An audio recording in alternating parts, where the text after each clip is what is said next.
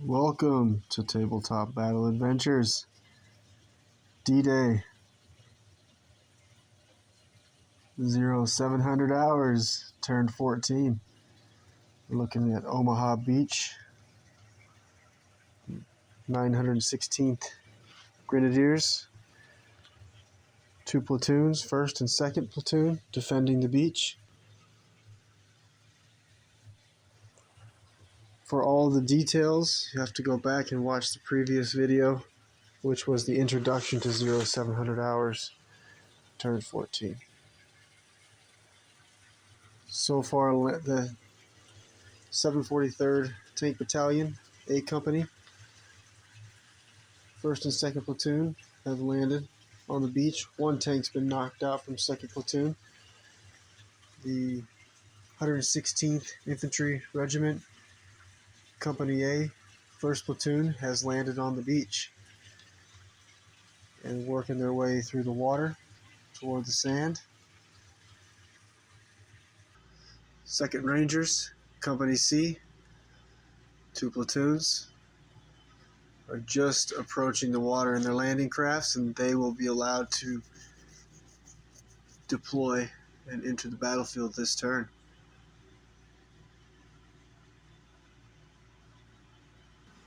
The 6th Fallschirmjäger holds Carentan, which is one of the objectives.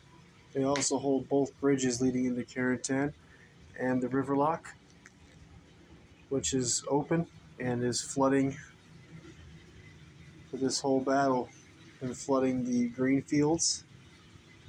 The brown fields are higher elevation and are not flooded.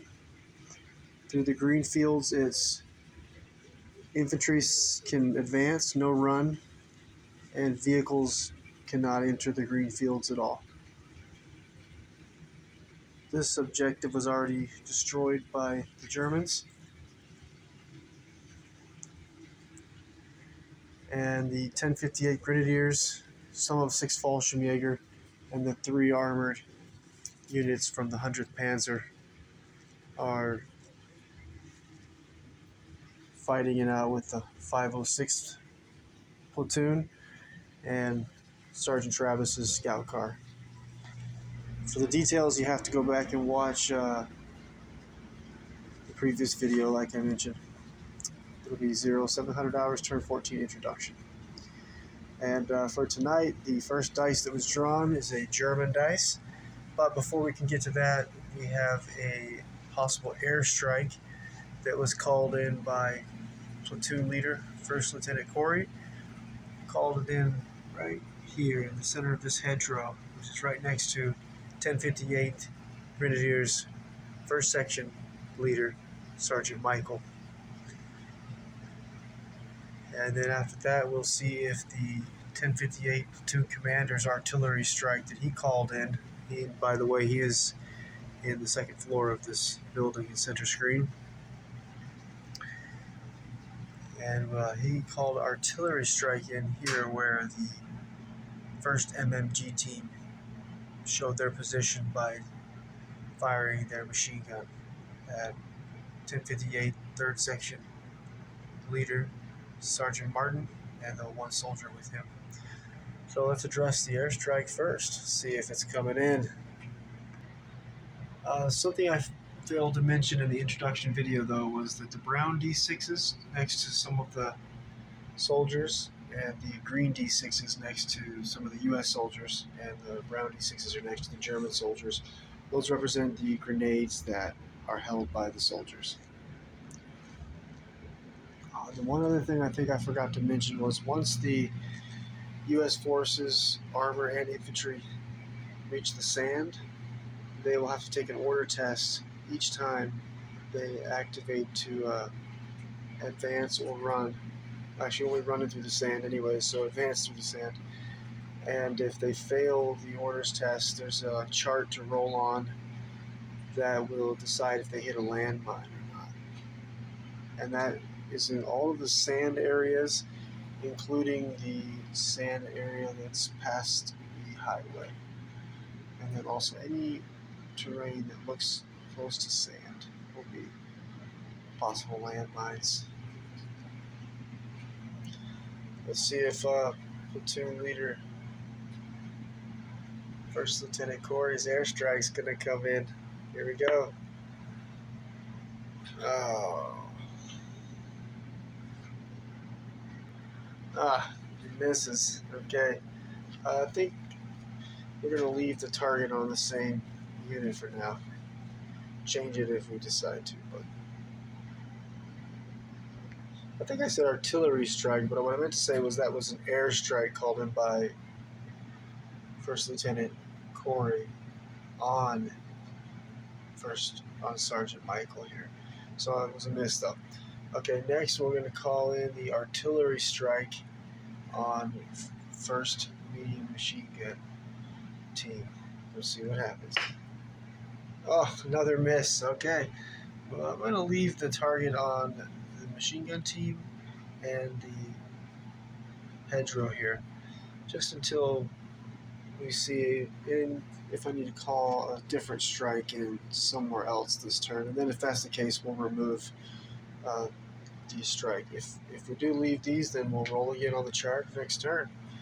Now we will move on to ambushes, if we're going to have any ambush interrupts before this first German dice of the turn. Before the first dice, we're going to have an ambush roll-off.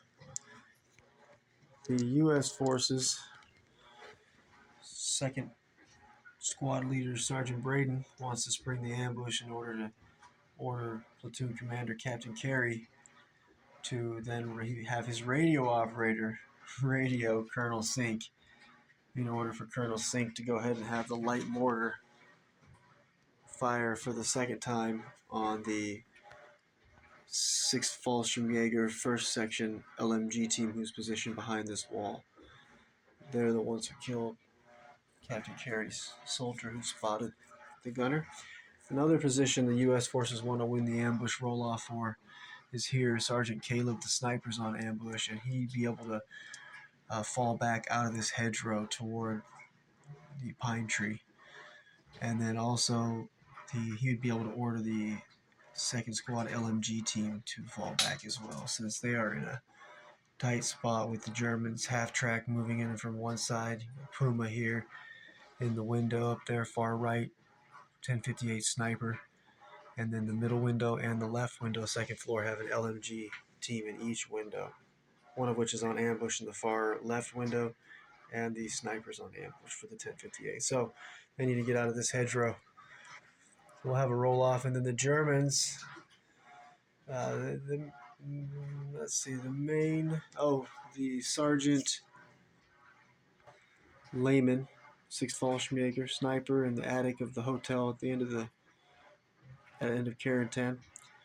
He's on ambush too, and his position has been spotted, but I'm thinking he's going to not run away. He's going to go ahead and try to take another shot at the crew of the 57mm AT gun. Another sniper over here, the 916th Grenadier 1st Platoon sniper. He's been spotted as well. He's on ambush, so before all these 743rd tanks can open fire on the sniper up here, I think he want to win this ambush and be able to order the spotter who's up there with him to both get out of that tower. Maybe go back up there later when it cools off a bit. So we'll have a roll-off now for ambush. Green dice is U.S., brown dice German. We have a tie. We roll a tie. Okay. Critical ambush roll-off. Let's see. It can't be ties forever, can it? Looks like we have a 3 for the Germans. It's going to be a leaner here. Let's re-roll the U.S. dice. Re-roll U.S. dice. U.S. dice. All right.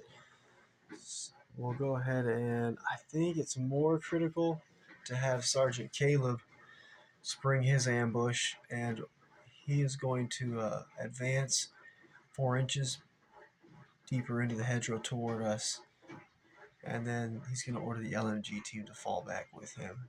I don't think it's worth staying in that position anymore. There, 2 out of the 6 men are killed already from this. 4 squad leader blew himself up, though. Germans can't have credit for that. And Sergeant Caleb and the two soldiers from 2nd Squad, the LMG team, they're all hidden still in the hedgerow. So Sergeant Caleb first will order the LMG team to fall back, advance 4 inches through the hedgerow, staying hidden. Careful to stay hidden and not to show their position to the soldiers running across the gap in the hedgerows. They've moved into position, and actually they would be able to fire on the 3rd section leader, Sergeant Martin, and the soldier there.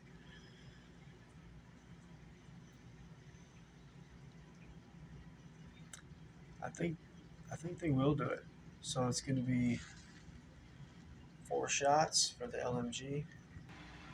They're not going to fire at those soldiers because it's going to be movement 4, and then he's shooting through a hedgerow, the corner of the hedgerow, so it's going to be 6s to hit. So that's not worth the risk of giving up their position and taking fire from multiple positions. So they're going to stay hidden. Now Sergeant Caleb's going to follow the same. He's going to advance and fall back next to the LMG team here.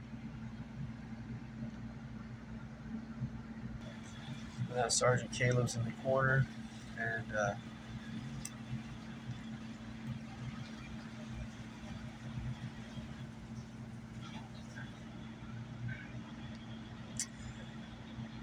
Sergeant Gerald's half-track could push up, though, within 4 inches, I think.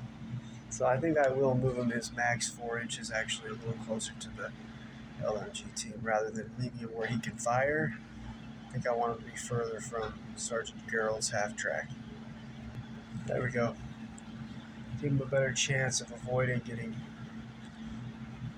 Although, because the 2nd Bazooka team is in position here, they are on ambush, and they're able to cover any attack from armor down the road.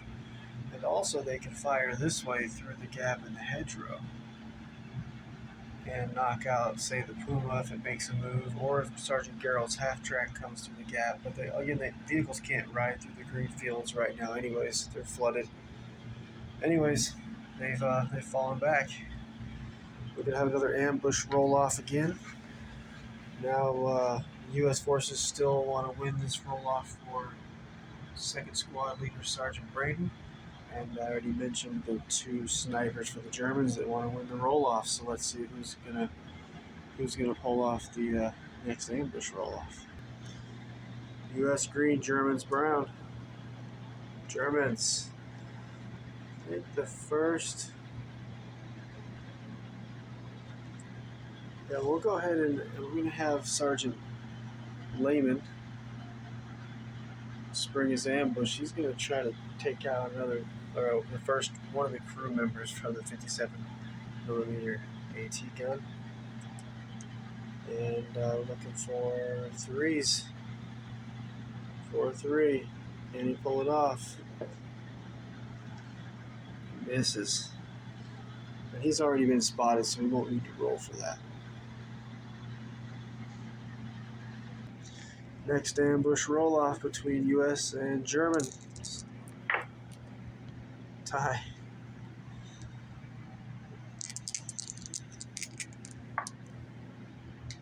U.S. Here comes the mortar fire.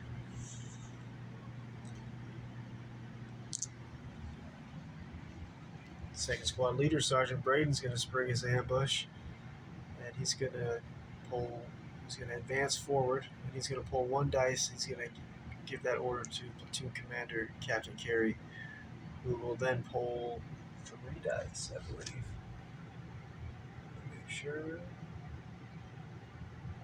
That's 3 dice, and he has a 12-inch range. Command range.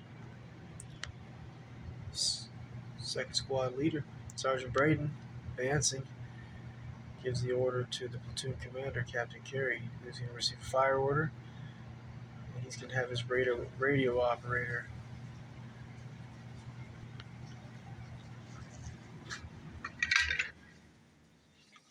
give an order to the light mortar team. They're going to receive a fire order. They'll be hitting on a 5 this time.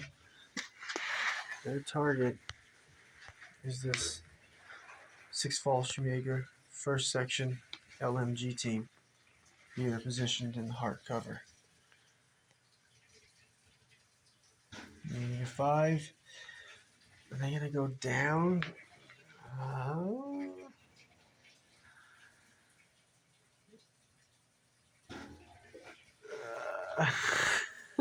33% chance of getting hit. They will not go down. Here we go. Looking for a 5 up. Oh, he missed. All right, good. Now we got to find out where that mortar round is going to land. It's 2d6 and a scatter dice. Get the tape measure out. See where it's going to end up. Mortar round is just going to land over here in the garden. Next turn, needing a 4.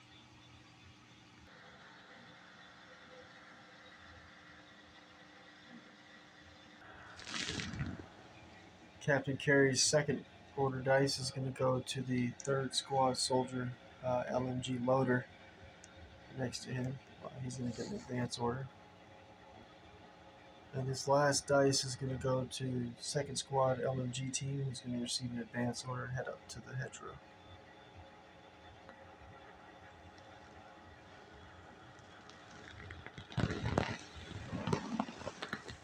Second Squad and some of 3rd Squad getting ready, moving up to make another attempt to push through the garden area.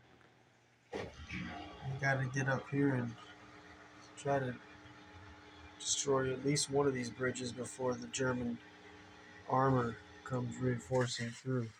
Harrington. Don't want 2 bridges open when that happens. Next up, the ambush. No roll-off necessary this time. The 916th Grenadier Sniper, from 1st Platoon Sniper. He's on ambush. He's going to spring it in advance and get out. He's going to go down to the 1st floor and out here next to the 1st Platoon Commander.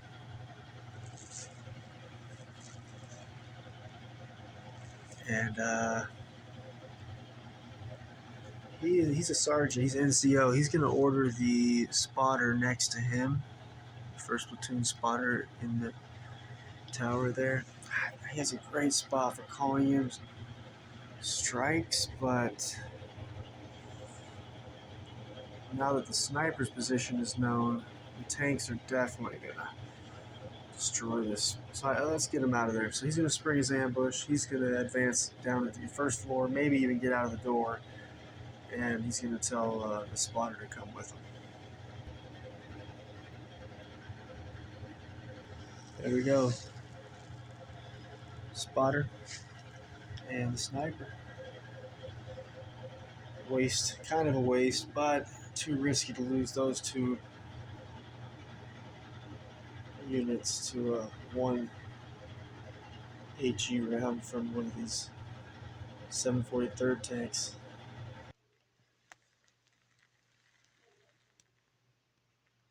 Sergeant Jory, sniper. He's going to spring his ambush. He has got a line of sight on Sergeant Geral's MMG gunner in the back of the half track. So he is going to see if he can pick him off before the Germans either push out of line of sight forward or maybe even try to fall back. Looking for a 3. He gets the hit. 4 to wound, 5 or a 6 to kill. Just got the pin marker. Let's see if any of the Germans spotted Sergeant Jory needing a 5 up. Nope, he's still hidden. Next turn will need a 4 to be spotted.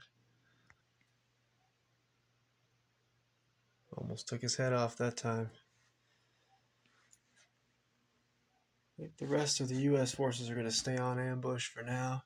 2nd Bazooka Team, Platoon Sergeant David, 3rd Squad Leader Sergeant Jake McNeese in the corn,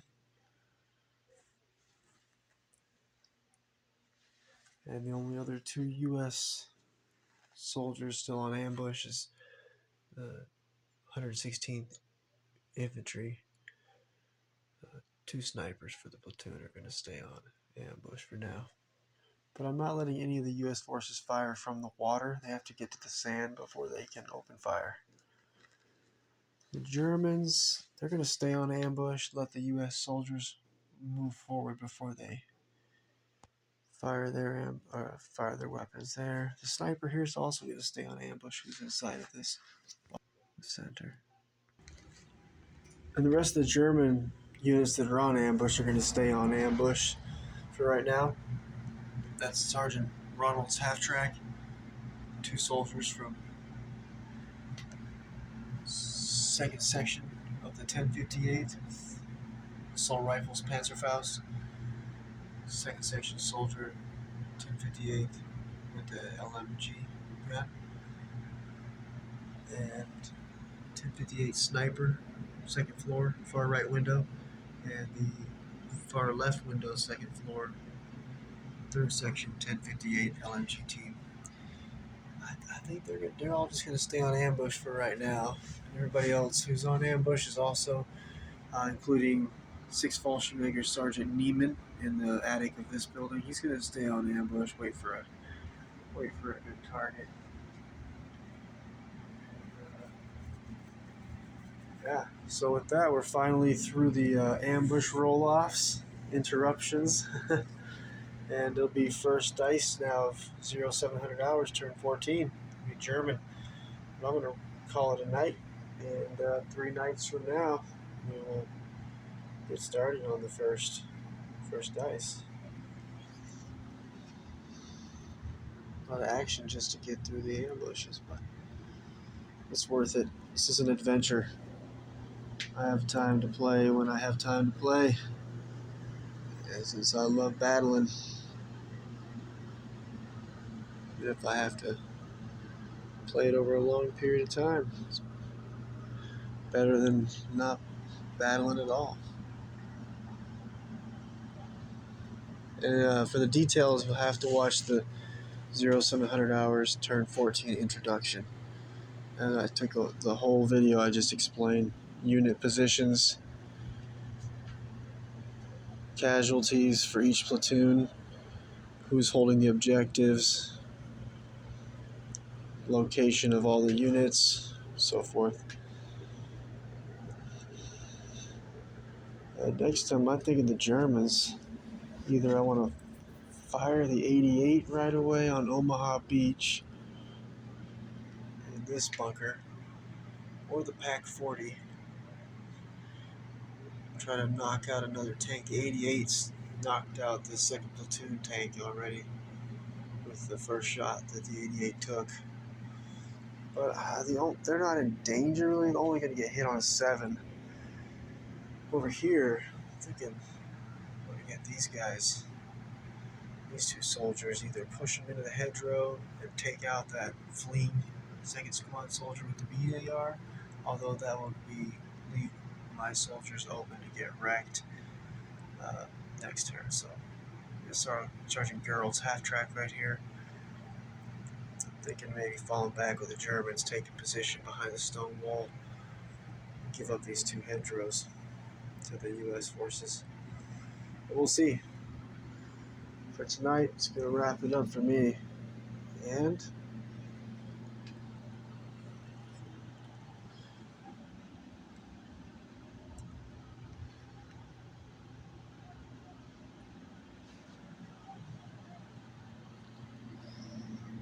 I think the German infantry is going to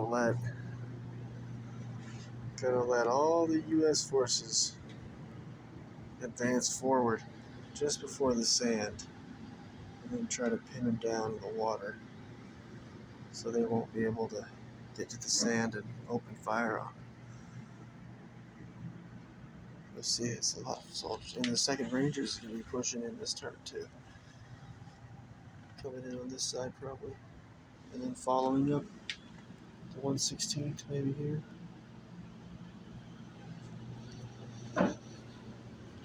Alright. See you next time.